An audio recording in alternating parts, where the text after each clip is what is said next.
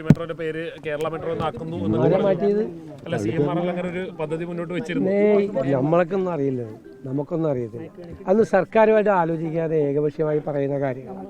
സർക്കാരുമായിട്ട് ഇതുവരെ അത്ര ഒരു ആലോചന നടന്നിട്ടില്ല. സർക്കാരിൻ്റെ പരിഗണനയിലും ആ കാര്യമില്ല.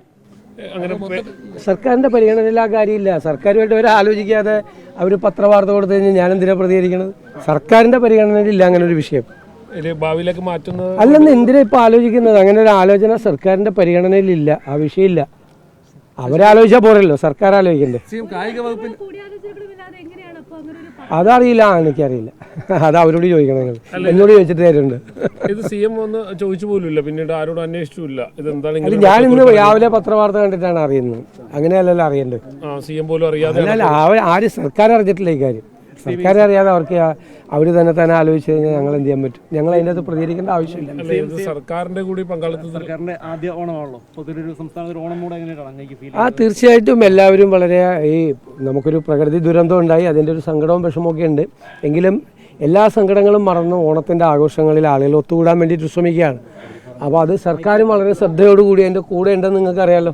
വളരെ ശ്രദ്ധയോടുകൂടി ഇത്രയും വലിയ ഒരു ധനപ്രതിസന്ധിയിലൂടെ കടന്നു പോവുകയും ഓണത്തിനൊരു ക്ഷീണവും ഏൽപ്പിക്കാതെ അതിൻ്റെ കൂടെ നിൽക്കാൻ വേണ്ടിയിട്ടുള്ള, ജനങ്ങളുടെ കൂടെ നിൽക്കാൻ വേണ്ടിയിട്ടുള്ള സർക്കാരിൻ്റെ പരമാവധി ശ്രമമാണ് നടത്തിയിരിക്കുന്നത്. ഒരു കാലത്തും ഇല്ലാത്ത തരത്തിൽ സർക്കാർ കൂടെ ഉണ്ട് ഓണാഘോഷം. തീർച്ചയായിട്ടും അതെല്ലാം ചെയ്തുകൊണ്ടിരിക്കുകയല്ല. അതിൻ്റെ പ്രോസസ്സ് നേരത്തെയാണ് കൊടുക്കുന്നത്. അതായത് 25-ാം തീയതി കഴിഞ്ഞതിന് ശേഷം അടുത്ത മാസം 1-ാം തീയതിക്ക് കൊടുക്കേണ്ട പെൻഷൻ ഈ മാസം നേരത്തെ കൊടുത്തു തുടങ്ങുകയാണ്. ഓണമായതുകൊണ്ട് മനസ്സിലായില്ലേ? നേരത്തെ കൊടുക്കുകയാണ്. അത് വൈകിയെന്ന് പറയല്ലേ?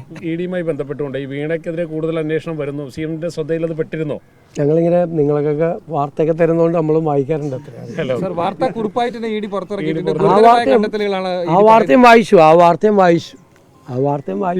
അവര് പ്രതികരിക്കട്ടെ, ബന്ധപ്പെട്ട ആളുകൾ പ്രതികരിക്കട്ടെ. ഞങ്ങളൊന്നും മുന്നോട്ട് വയ്ക്കുന്നില്ല. അവര് പ്രതികരിക്കട്ടെ തന്നെ, പ്രതികരിക്കട്ടെ. ഒരു അന്വേഷണം നടക്കുകയല്ലേ. ഞാൻ ആ അന്വേഷണത്തിന്റെ ഇടയിൽ കയറി മുഖ്യമന്ത്രി എന്നുള്ള നിലയിൽ അതിനെക്കുറിച്ചൊരു കമന്റ് പറയുന്നതിൽ ഒരു അനൗചിത്യമുണ്ട്. പിന്നെ ആളുകൾ കാണുന്നുണ്ടല്ലോ, എല്ലാവരും കാണുന്നുണ്ടല്ലോ. അവർ പറയുന്നതും അവരുടെ പ്രവൃത്തിയും തമ്മിലുള്ള വ്യത്യാസം ആളുകൾ തിരിച്ചറിയുന്നുണ്ടല്ലോ. അതറിയട്ടെ. ഞാനൊരു അന്വേഷണം, ഒരു ഏജൻസി, കേന്ദ്ര ഏജൻസി അന്വേഷണം നടത്തുന്നതിൻ്റെ ഇടയിൽ ഞാൻ ഈ സ്ഥാനത്തിരുന്നുകൊണ്ട് ഞാൻ അതിനെക്കുറിച്ചൊരു കമൻറ്റ് പറയുന്നതിൽ ഒരു അനൗചിത്യമുണ്ട്. ഇത് ശരിയല്ല.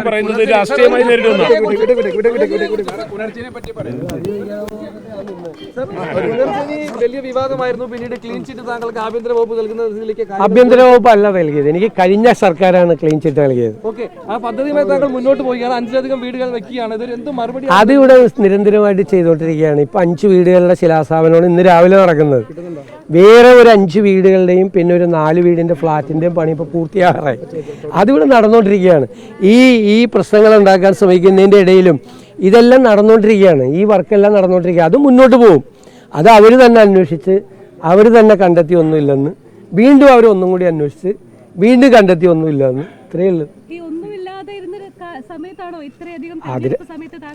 അതങ്ങനെ പറയുമല്ലോ, അങ്ങനെ പറഞ്ഞുകൊണ്ടിരിക്കലാണല്ലോ ഈ രാഷ്ട്രീയത്തിലെ ഒരു പ്രശ്നം. അതാണല്ലോ, അവരുടെ മുമ്പിൽ 2 വിജിലൻസ് ഡയറക്ടർമാരുടെയും റിപ്പോർട്ട് ഇരിക്കുമ്പോഴാണ് അവർ തെരഞ്ഞെടുപ്പ് കാലത്ത് എനിക്കെതിരായിട്ട് പ്രചരണം നടത്തിയത്. അവരന്വേഷിച്ച അവരുടെ പോലീസിൻ്റെ 2 വിജിലൻസ് ഡയറക്ടർമാർ ഇത് പൂർണ്ണമായും നന്നായി നടത്തിയ ഒരു പദ്ധതിയാണ് എന്നാണ്.